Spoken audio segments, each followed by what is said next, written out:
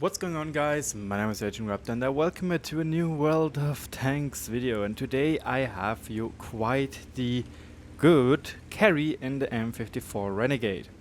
This game, however, was not played by me. This was a replay which was sent to me by the German community manager Zapfhan, which had an awesome game in it, and I just wanted to share it to you because it also shows the strengths and weaknesses of this vehicle.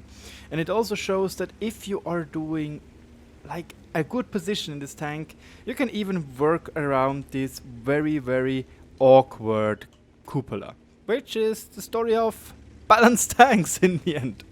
Because it looks like the gun, again, I didn't play this tank yet, I don't have it myself. I have to grind it as everybody else does because I'm not a community contributor. So yeah, we have to do what we have to do. It's still good to see what this tank can do, and the first things we will notice with this tank is that, my god, this gun looks very formidable. Like DPM wise, accuracy wise, in general it just feels like a very convenient gun. So yeah, now let's jump into the game. It's a tier 8 only game, so lucky for Zapfhan, he tried to do a snapshot right there. And yeah, he has 18 rounds, 18 APs, APCRs, 18 APCRs and 6 HEs, and well, this is a little bit of a miscalculation by the KV5. He simply didn't kind of looked where he wanted to go. And now I just want to point out, the position Zapfhan took is absolutely amazing in that kind of sense. Because if he stands here, his cupola is almost hidden, or like, I'm pretty sure the cupola is not being able to get hit, which is very good map knowledge, and it shows that on certain maps and certain positions you can make this tank work. And here I just like what Zapfhan is doing, something which I personally actually don't do, because I usually tend to play much more light tanks than I do heavy tanks. I'm not the best heavy tank player. I do enjoy playing light tanks, which there will be a new replay coming up quite soonish where I show you my 3090 third gun mark video. And I have another one where I tried to carry but sadly didn't work. So keep up or try to subscribe for those when you want to see them. But yeah, in this position what she is doing right now, it is in quotation marks rather an easy position, because you can just stay here, be hull down and do what you please, because being hull down helps this tank a lot. The lower plate is rather weak what I looked at, but the turret is quite strong, except for the cupola, which is 190mm thick, which is still strong against tier 7 and tier 6 opponents. So I'm not really happy about that, but and what can you do? One thing I genuinely like at what Zapfhan is doing, as soon as he shoots, you will see that he is going to get out, or like go out of the sniping mode, or going like to +2 or ×2 not acceleration, +2, damn, I don't know the word, zoom, there we go. Because he wants to always have this map awareness. You could see he just did it there as well. He just quickly goes out to see what is going on. In this position, it's not that important, because in this position, you are generally only facing 2 corridors. This one right here, which he's aiming at, the one with the Scorpion G, and the one on the left. Still, this is a habit you should probably pick up, because it's something I personally don't really do that often and still have to learn. But it's very good. You could see he shoots, immediately goes out, or at shooting he's going out to just see what is going on. And he looked at the left side, saw the AMX CDC might be coming for him, but then he looked at the minimap most likely and saw, nah, it's not an issue. So here I have to say, you can see it's very good for him. The FV422's turret only really works when you are at a slope, because right now you can just shoot through the roof. The cool thing about the Renegade, what I saw so far, is it has a 105mm gun with 360 alpha and a very good DPM, so it gets the best of both worlds. A decent alpha, yet also a decent DPM, so it's like a up-gunned version of a Carnarvon. Just that the turret is weaker because it has this big cupola. But again, if you hide it like this, no big deal, no issue whatsoever. I do want to look at the armor model a little bit more in an armor guide video for this tank. So we'll see how that goes.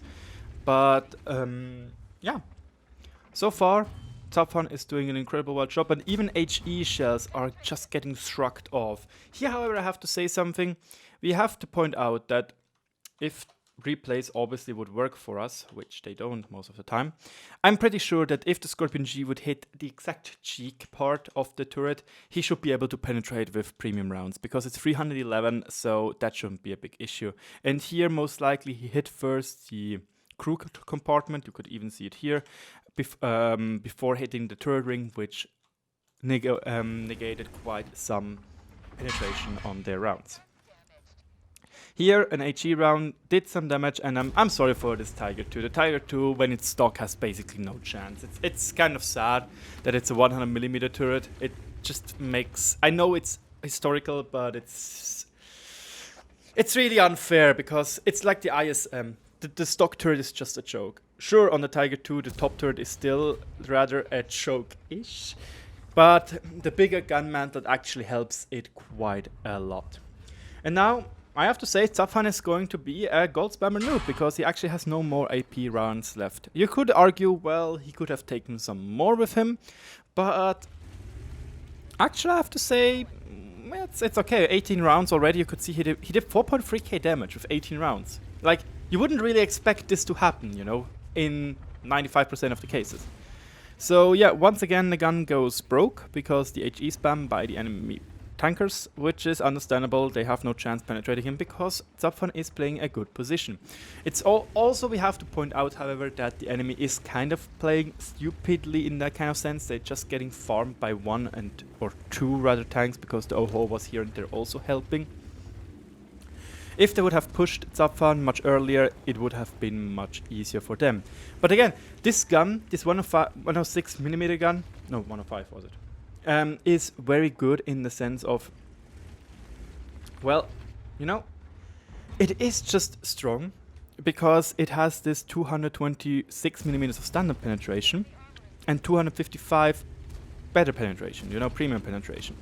That is something much, much better than what we know from the Chrysler K, than what we know from the T-32, that what we know from the M6A2 Mutant tank.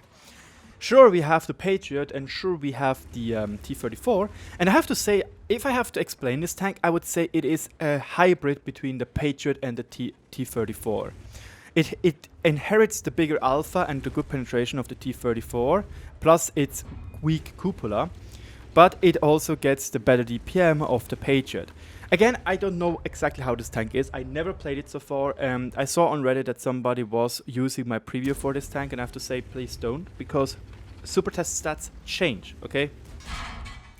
So here, the 53 TP had now no issues whatsoever penetrating the lower plate, especially in that angle with premium rounds. So this tank lives and dies from being a hold down tank. If I'm not mistaken, Skillful LTU as well used this in his better games, where he just was able to play hold down.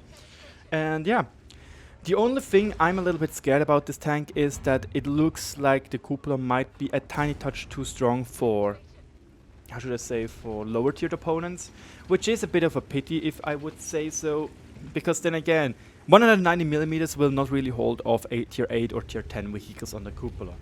So why does it suddenly keep off tier 7 tanks, you know? It was a little bit of a stupid move by the IS-6, but probably he didn't noticed how fast the reload is with this gun.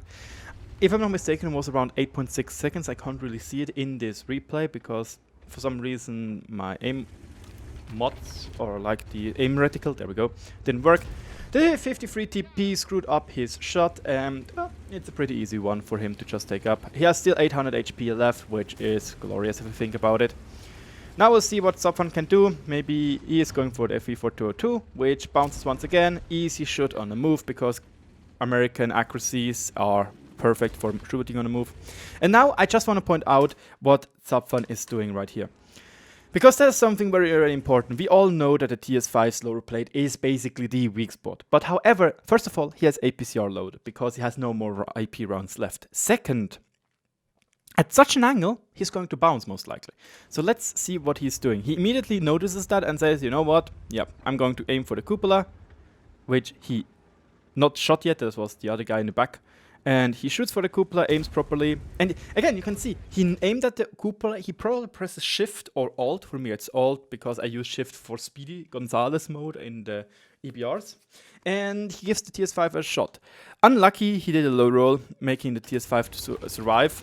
And you can see that the TS5 gladly takes this one more shot with high roll. And once again, you can see he's aiming for the lower plate and was like, nah, that's too risky. Let's just take our time, go for the turret, and bada bam, bada boom. That was honestly a very, very good played game. I didn't really saw any mistakes, and I even had to say I probably could learn something from him. The upper plate is going to be very, very, how should we say, bouncy. But other than that, yeah, the turret, we couldn't really see how strong the cupola is. I'm still sure it is 190 millimeters, if I'm not mistaken, from the values of the tank. But yeah, what did he got for this game? He got 170,000 experience credits base and 18,000 experience, probably because of the premium bonus, the premium ×3 bonus. But yeah, 6,800 damage, 5,600 blocked, heavy tank, number 12 mission for the T55 finished. And let's be honest, it was a pretty good carry by him. 1,700 base experience is pretty nifty, period. It's pretty nifty. He did not make that much money because then again, he loaded a lot of premium rounds. But I honestly have to say I can't blame him. Because you wouldn't really expect to do 6,000 damage in a tier 8 heavy tank. And he loaded 18 rounds of AP for a total of 4,500 damage already. So, yeah, sure, you can argue, well, he played too much premium. He could have just taken 10 rounds, which is understandable, yes. And I also have to say, I heard the argument on my German channel where people were saying, oh, that's basically just advertisement because he's a German community manager. Like, I have to just say right here, everybody's allowed to have good games. If I have a good game in the EBR and show it, I'm probably a dickhead for showing that EBRs can be very, very strong. If I show a game in the Krupp-Steyrwaffenträger, which was very good, it shows that I'm doing advertisement for this tank. Like, no shit, my guys. That's how it goes. Like, I understand that at the moment, I highly dislike this marathon. It's way too grind. It's way too unbeatable for people which have normal lives. Let's be honest. But on the other hand, it was a good game, and I think that you can learn from him a little bit, especially with the zooming out as soon as you shoot, because you want to keep your map awareness.